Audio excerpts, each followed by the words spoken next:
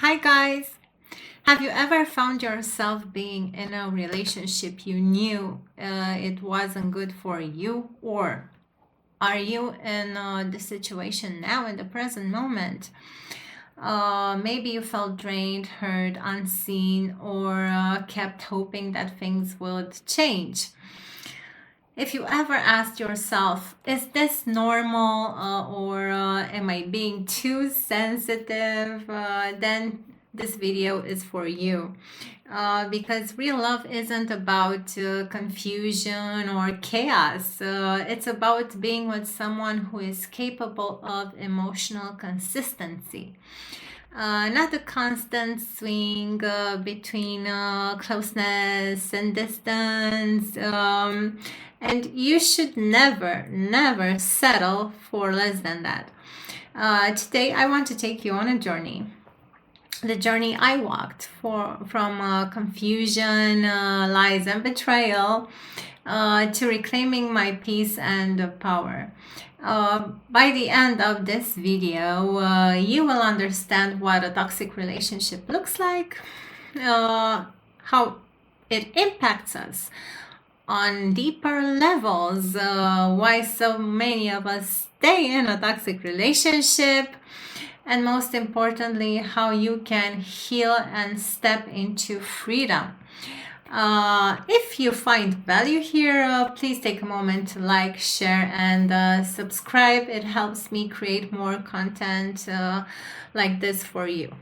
A toxic relationship is any connection in which one or more people in the relationship consistently hurt, manipulate, disrespect, or degrade the other person's sense of self. It might be subtle: gaslighting, emotional neglect, lying, betrayal, infidelity, inconsistency, or constant criticism, controlling behavior, verbal abuse. The key is one or more parties feel unsafe, unseen, emotionally drained, and the environment doesn't support growth, trust, or mutual respect. Importantly, toxic relationships can happen in any context. Romantic partnerships, yes, but also friendships, family ties, workplaces, business partnerships. For example, you stay in a friendship where you are always giving and getting little in return, but you don't leave because you fear losing connection. Or in a job where a boss repeatedly undermines you, you keep working because you believe you'll eventually get recognition. The pattern is the relationship should support you, and instead it diminishes you. When the relationship is romantic, it often feels doubtly confusing. The love, the hope, the will change narrative creeps in, but the toxicity remains, often masked by good times, promises, and memories. Researchers define toxic relationships as those in which the behavior patterns produce emotional harm, psychological stress, or even physical risk to the person who is being diminished. For example, some authors found intimate partner violence and toxic relational dynamics were strongly correlated with long-term psychological distress. In simple terms, if you walk away from that interaction feeling smaller, less valued, more anxious, that's a red flag. If the relationship repeatedly drains you rather than energizes you, it's not just relationship drama. It's a relational environment that no longer supports you. Let's explore how deeply toxic relationships reach. They are not just bad for the mood, they impact your body, your mind, and your nervous system. Emotional and mental health. Constant exposure to manipulative or abusive dynamics increases anxiety, depression, low self-esteem. For instance, one review indicated that toxic relationships trigger mental health disorders in approximately 35% of reviewed cases, with decreased self-esteem in 24%. Physical health. Somatic effects.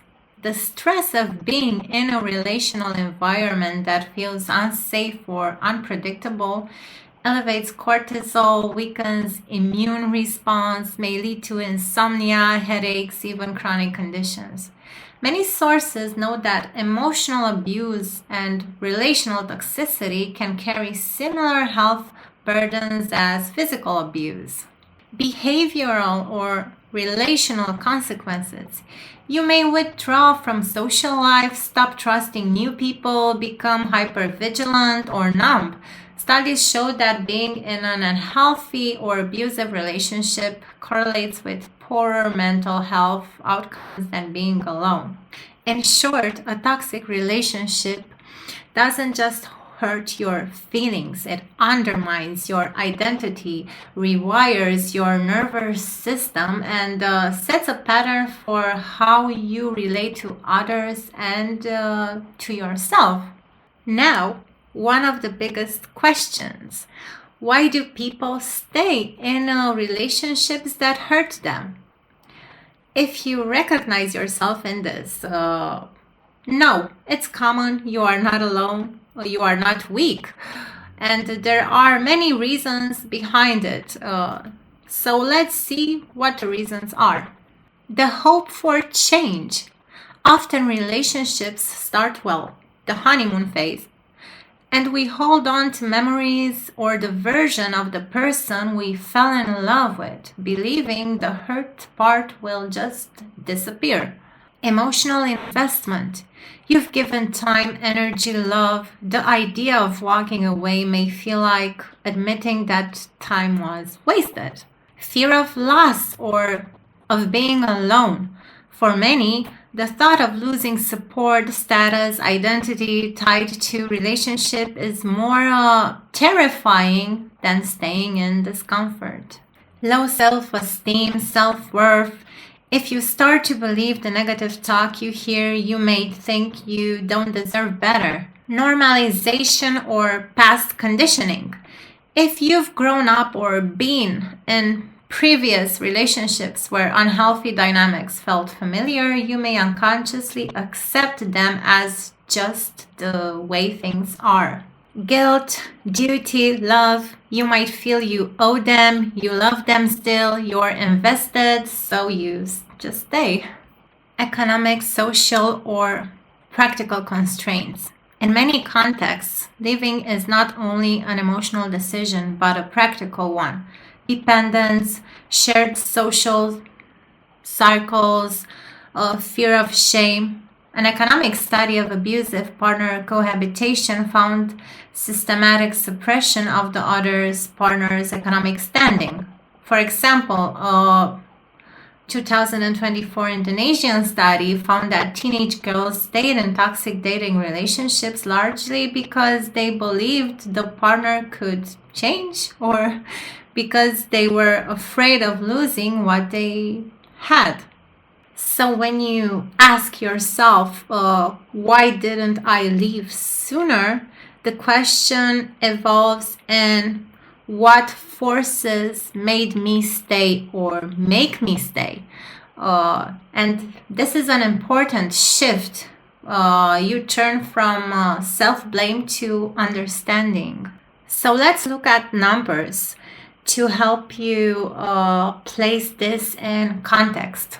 Researchers found among 465 individuals, 89% women self-identifying as in abusive or toxic relationships, strong associations with trauma symptoms.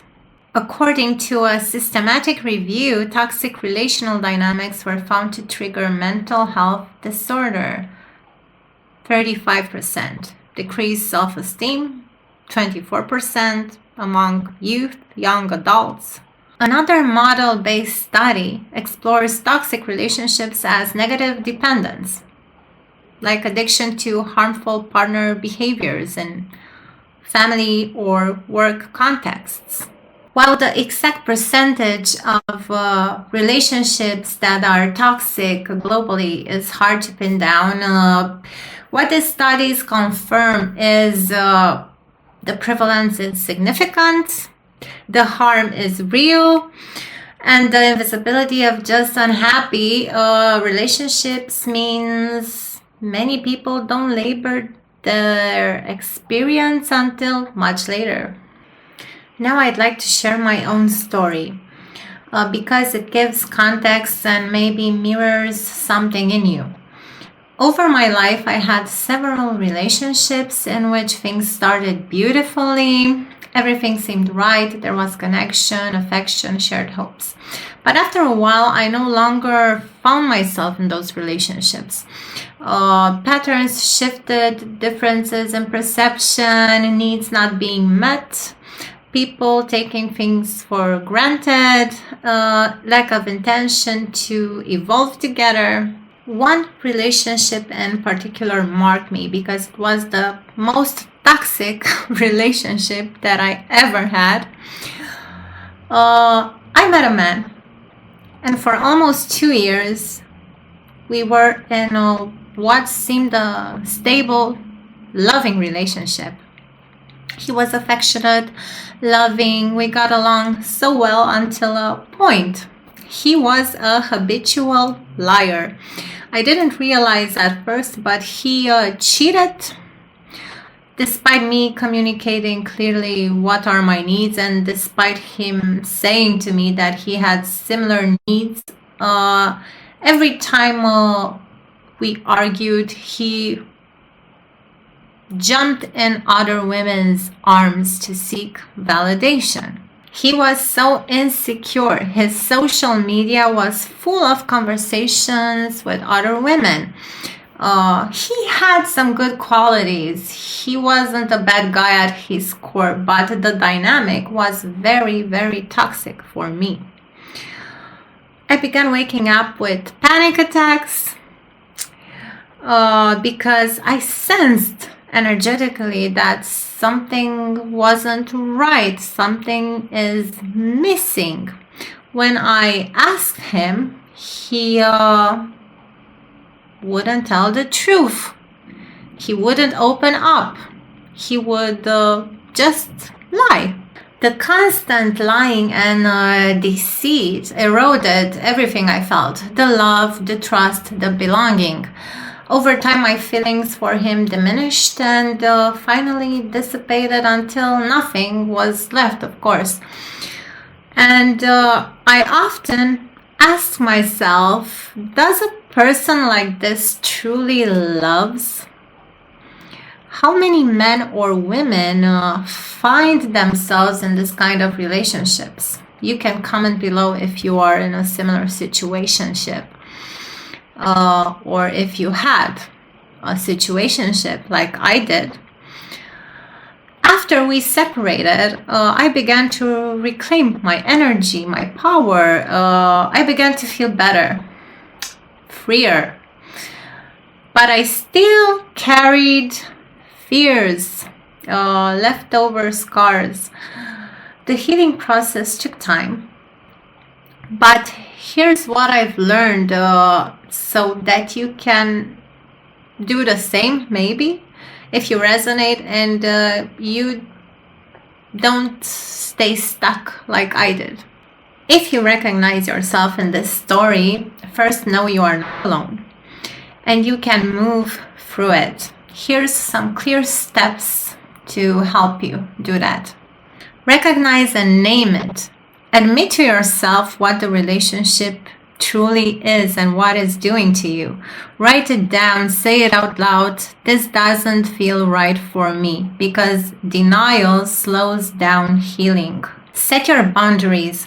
Decide what behaviors are unacceptable to you. Communicate them if possible. If the other person refuses to engage or change, then boundaries protect your future self and you can just end it. Reclaim your identity and energy. Reinvest in yourself. Hobbies, friends, solo time. When you're no longer fully consumed by the relationship, you remember who you truly are. Find the right support. Therapy, journaling, meditation, trusted friends. Many toxic dynamics leave emotional ones. Grief, betrayal, trauma, diminished self-worth. Healing requires support. Research shows relational toxicity links to anxiety, depression, and self-esteem issues.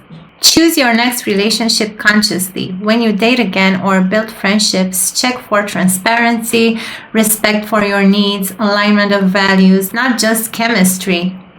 Know when to leave. If the patterns of betrayal, lying, disrespect, or emotional neglect repeats and boundaries are neglected, ignored, love is not enough to keep you really. Staying in harm is not courageous, but leaving can be very courageous. Give yourself time. Healing doesn't mean forgetting or erasing. It means integrating, accepting, assuming. It means walking into your next chapter with scars and wisdom. Ask yourself, why do you repeat patterns in your life? Why do you attract different individuals, partnerships? What beliefs do you have that attract those people, those situations, those experiences? Because everything is a mirror. You attract some people to make some changes in yourself, in your belief systems, okay? Readjust your narrative. You are not responsible for someone else's lies or unmet needs. They are just showing you something, and you can choose to leave or accept. But you are worthy of trust, respect, emotional safety. Let that become your lens. Remember, whether it's romantic love, friendships, work, if a relationship continually takes more than it gives, it's not your fault that you are hurting. It is your wake-up call. So make healthy decisions. Here's why you should not stay in a toxic relationship, even if love is involved, even if it's familiarity, even if the practical reasons seem strong. Firstly, you lose yourself. The relationship becomes the story of someone else, and you shrink to fit their dysfunction. Your health suffers. Mentally, physically, emotionally, the cost keeps compounding. You limit your capacity to receive healthy connections. The longer you stay, the more you normalize unhealthy patterns. You send a message to yourself and to the world about what you accept and about what is your worth. Also, time doesn't heal unless you change the context. Familiarity doesn't become safety just because you've been there for a while. You might tell yourself, but I love this person, but I invested so much. Love and investment are not enough when intention, respect, transparency, and mutual growth are missing. It's brave to stay, but it's braver to leave. The interior work is very, very important. You really have to be transparent with yourself, firstly. Ask yourself, what do you have to believe is true about yourself, about love, about partnerships, relationships, that you are experiencing different things, really. It's very important because there are some beliefs there that generate the emotions, the experience, You don't feel something if you don't have a belief. It's impossible.